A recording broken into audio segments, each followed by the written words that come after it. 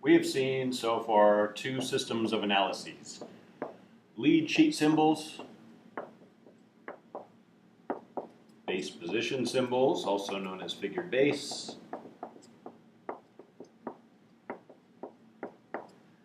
and now it's time to learn the last of these, which is Roman numerals. All three of these tell you different things. We've already learned about these two. Lead sheet symbols tell you root, quality, and inversion. Base position symbols tell you intervals above the base and if any notes are outside of the key signature. Roman numerals are extremely relevant and necessary when analyzing tonal music. Base position symbols and lead sheet symbols leave some very important information out. For example, they leave out function altogether. Tonal music is all about functional harmony. What function is this note or this chord performing at this specific moment? Roman numerals help with this. So let's do just a very quick crash course in Roman numerals if you haven't learned this. If you have, then you can skip forward through this minute or two that I talk about this. If you haven't, then here you go. Roman numerals are a different way of indicating numbers, and we use them in a slightly different way than they're usually used. A lot of the time when you get to the end of a movie, you'll see the year that it was made in Roman numerals, like XXXVII, whatever, LCM, all these different letters, and these letters are referring to numbers. Uppercase letter I is 1 in Roman numerals. To make this into a 2, I just put another pillar in there, and now it's 2. To make it 3, put another one. Once we put 3, it starts to get a little bit difficult to distinguish the pillars, so we don't add another one for 4. Let me put 2 over here, and 1. 4 is actually an I and a V. Every one of these, you notice, has these lines on the top and the bottom. We'll discuss that in a second. To make more sense out of this, I need to go forward to 5. 5 is the letter V in Roman numerals. 4 is like 5 minus 1. That's why the 1 is in front of the 5. So that's actually referring to 5. 6 is like 5 plus 1. And 7 is like 5 plus 2. And you know what? We don't have to worry about any others because these are the only Roman numerals that we have to worry about in music.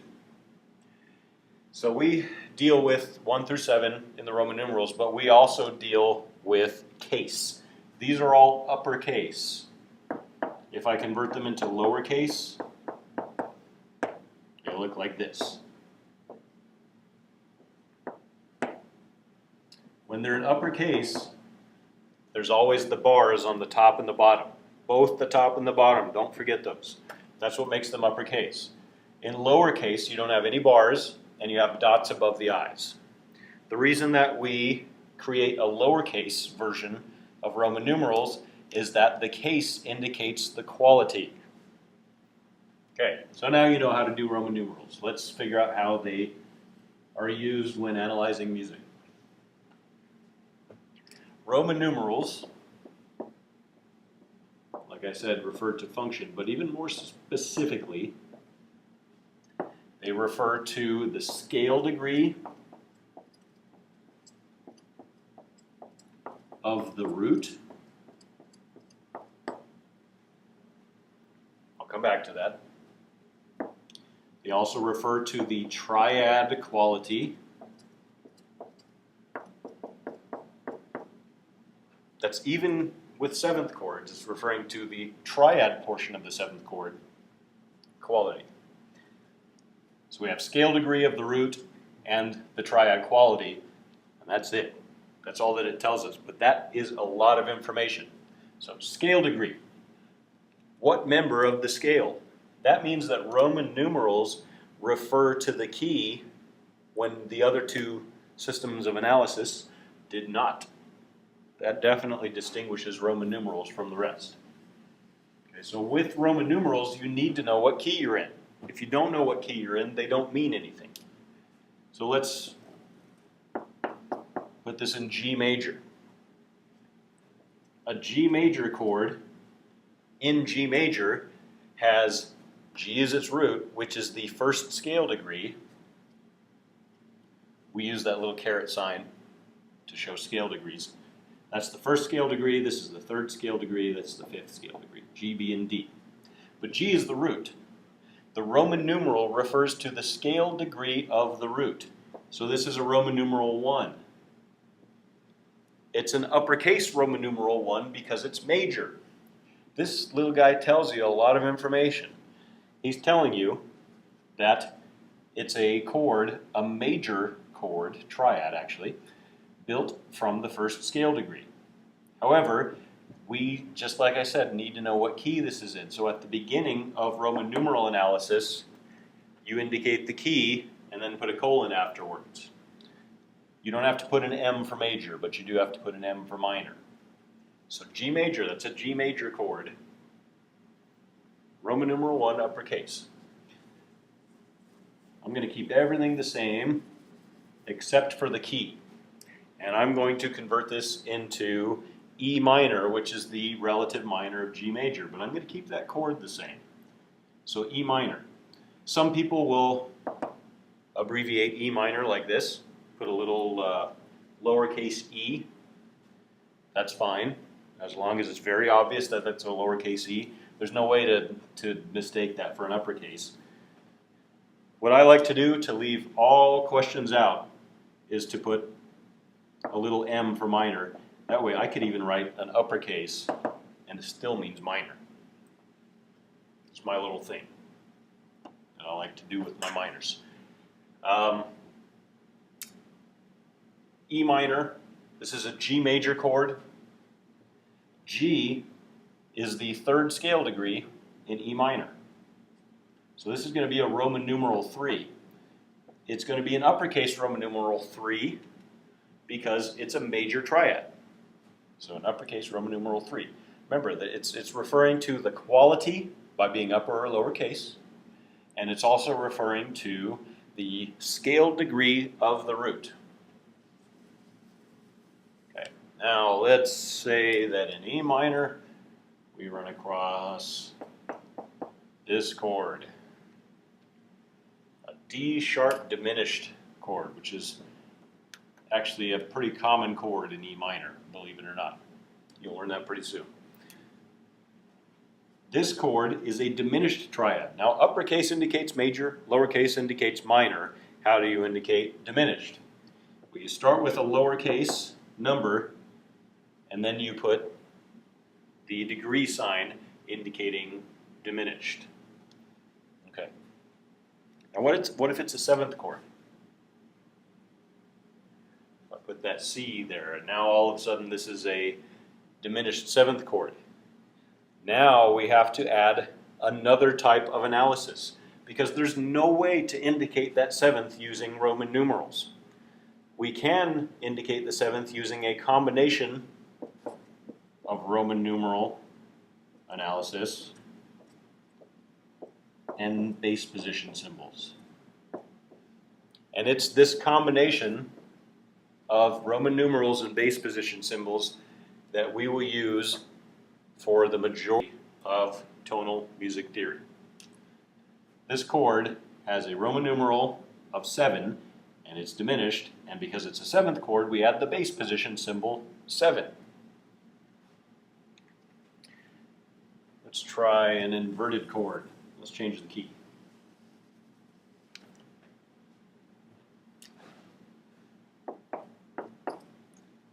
B flat major. You only have to indicate this once, by the way, unless the key changes.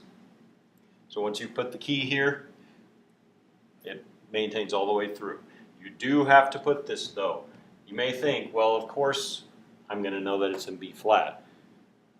But you do have to write this. You do have to write the key. So B flat major, and I'm going to put, let's see, write this chord. this chord, if we went through all the work and built our snowman and made this in the root position, we'd figure out that this is the root. A is the root of this chord. We have a C and we have an E. So this is the root. This is scale degree 7. So we're going to have a Roman numeral 7. The quality would be A, C, E flat. That's a diminished triad. So it's diminished right there. That's how we indicate diminished. It's also not in root position. So we have to add a base position symbol to indicate that it's not in root position. Remember your base position hotline. First number of the area code was 6 because that's how you indicate a first inversion triad, which this is. So this is a first inversion triad, which happens to be built off of the 7th scale degree. Okay, a couple of things before I go into the names of the functions here. What if we ran across a chord which happened to be augmented? Like this. We won't see this very often, but we'll run across it from time to time. We won't really study this chord until the 4th semester, but or actually, yeah, for the 3rd semester actually, but it's towards the end that we learn this. This chord is built off of the 5th scale degree. This is the root, which is F. That's the 5th scale degree, so that means the Roman numeral is going to be a 5. The quality, F, A, C sharp, spells an augmented triad. The way that we indicate augmented is we start with major and you put a plus sign for augmented. This is rare. Augmented triads are more rare than all of the other triads, the other 3. So that would be an augmented triad built off of the 5th scale degree. Okay, so now let's get into the function names. This is where it gets fun and you get to sound smart when you're talking to your friends.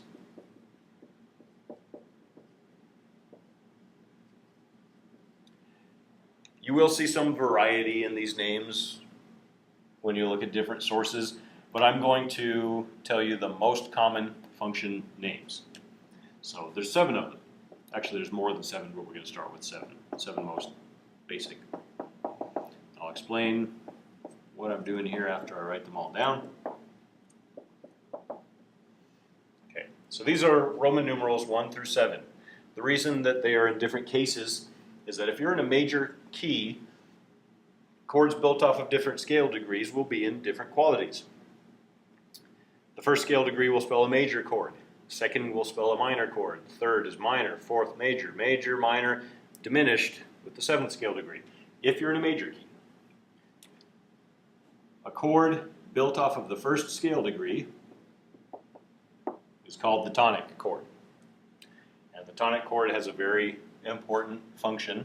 We will discuss what these functions are later, in a later video, but we'll learn the names for right now. Tonic. The 2nd scale degree spells a chord which is called the supertonic chord. Super meaning it starts above the tonic, being the 2nd scale degree. So supertonic just means above tonic.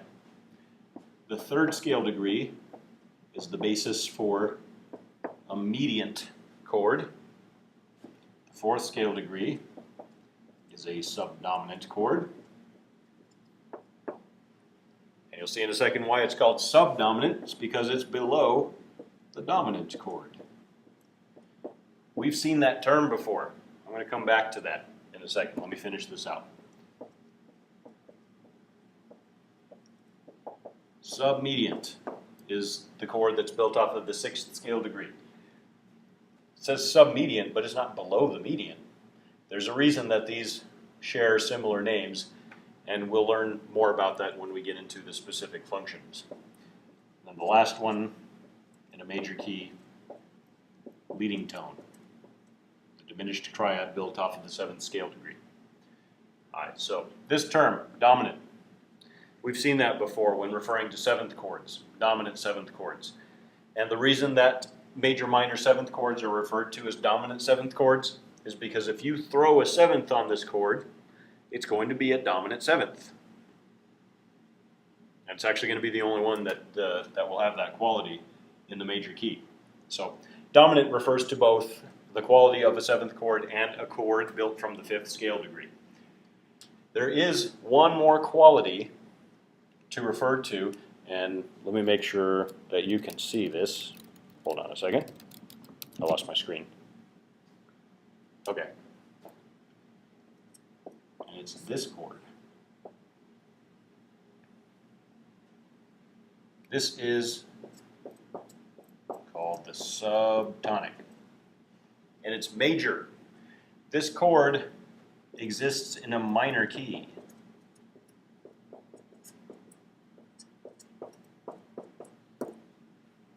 Or at least has a diatonic function in a minor key only. And that would be a chord built off of, for example, say you're in A minor, a chord built off of a G. G is the seventh scale degree in A minor, and GBD spells a major triad. That's a subtonic chord. It's not a leading tone chord. There's actually two different chords that can be built from the seventh scale degree in a minor key, and it has to do with the harmonic minor scale and the fact that that seventh scale degree is kind of on a hinge, that it can go up or it can stay in its original position. So there's these two. But the terms that you need to become familiar with as soon as possible are these seven: tonic, supertonic, mediant, subdominant, dominant, submediant, and leading tone. This is how we will refer to functions in this class. And I want you to avoid calling chords by their numbers. Like if you see this chord, that's not a 4 chord. That's a subdominant chord. And it's not just me being picky. There's a reason that I do this. Say, for example, we run across this chord, and somebody says, well, what about this 6 chord? 6 is not this chord. If you say a 6 chord, you're referring to a chord in first inversion, like that, the 6. This is a submediant chord. This is a submediant 6 chord, which would be that chord in first inversion. Okay, so a quick review. There's a lot of information that I went over in just a little amount of space here. Roman numerals refer to the scale degree of the root, the chord, and also the triad quality. And that's it. And we use the combination of Roman numerals and base position symbols to do the majority of our analysis in tonal harmony.